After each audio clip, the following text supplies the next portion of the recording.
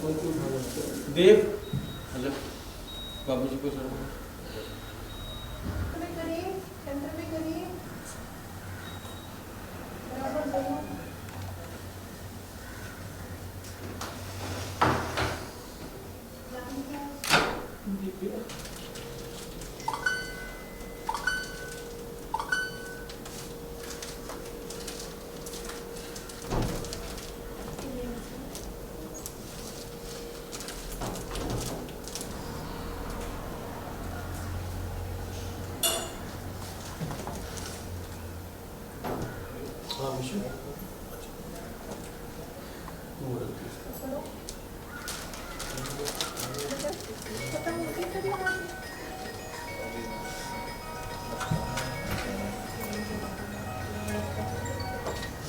देखो ऊपर आके वही लोकेशन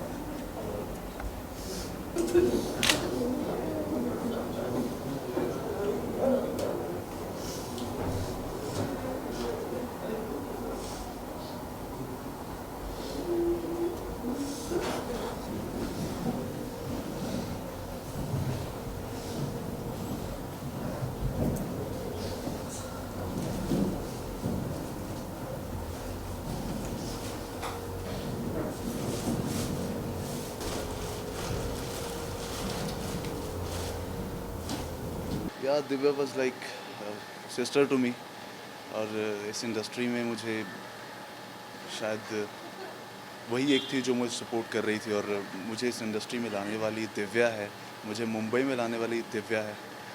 तो अभी कुछ दिन पहले मेरी बात हुई थी। आई डोंट बिलीव कि आज शी इज़ नो मोर। भगवान उसकी आत्मा को शांति दे, बस यही कहूँगा। But I can't find a friend like her. बहुत ही अच्छी लड़की, बहुत ही अच्छी लड़की थी। I know Divya is a very, very strong girl, and she was strong till end. She was fighting. I just wanna say that I'm very, very proud of her. I'm gonna miss her. Prayer service थी दिव्या की। हम सब उसी में आए थे actually, उसकी मम्मा और भाई को सपोर्ट करने। एंड दिव्या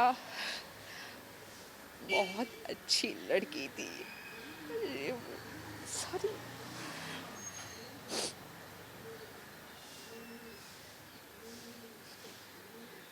बहुत अच्छी लड़की थी Divya.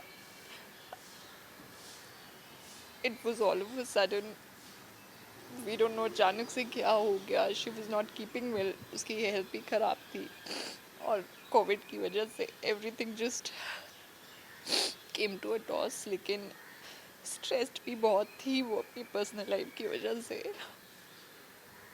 But I am very sure कि अब वो जहाँ है बहुत ही she is happy now. And I really wish कि may her soul rest in peace. Divya मेरी बहन जैसी थी। पहला शो मैंने उसके साथ किया था, प्रीतो।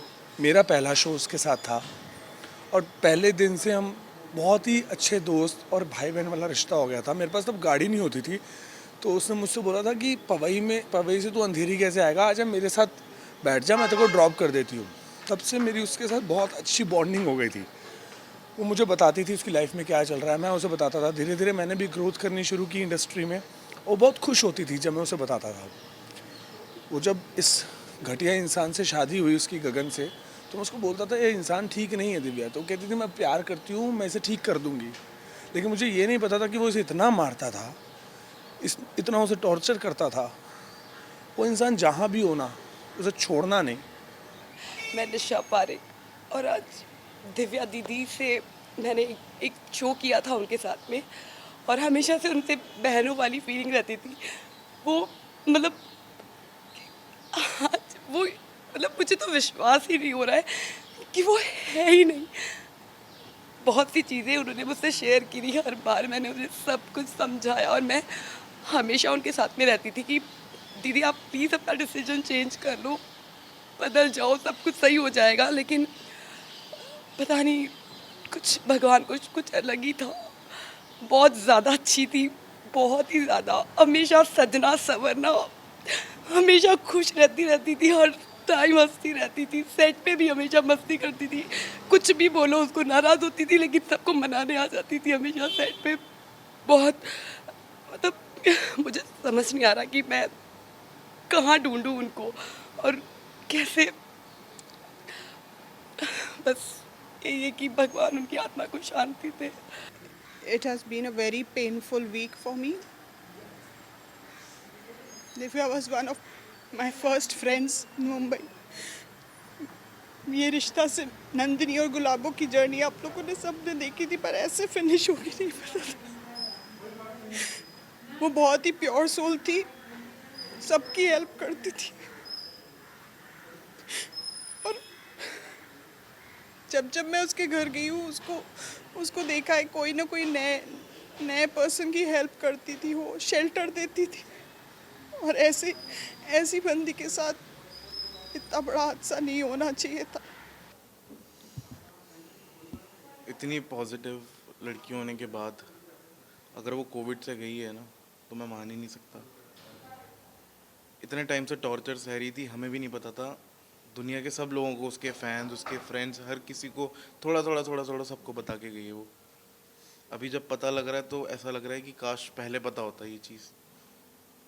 गगन सेठी, रोनित सेठी, गबरू, देहरादून में रहता है। पूरा एड्रेस है मेरा उसके पास। अपने आप को वो बताता है कि मैं बहुत बड़ा क्रिमिनल हूँ, मेरे पास गन है, मेरे पास ये है, मैं तेरे भाई को मरवा दूंगा, मैं तेरे को मार दूंगा जान से। उसने बेल्टों से मारा, धमकी देता है, दिल्ली आके तेरे भाई को मरवा दूंगा, तुझे पता नहीं चलेगा।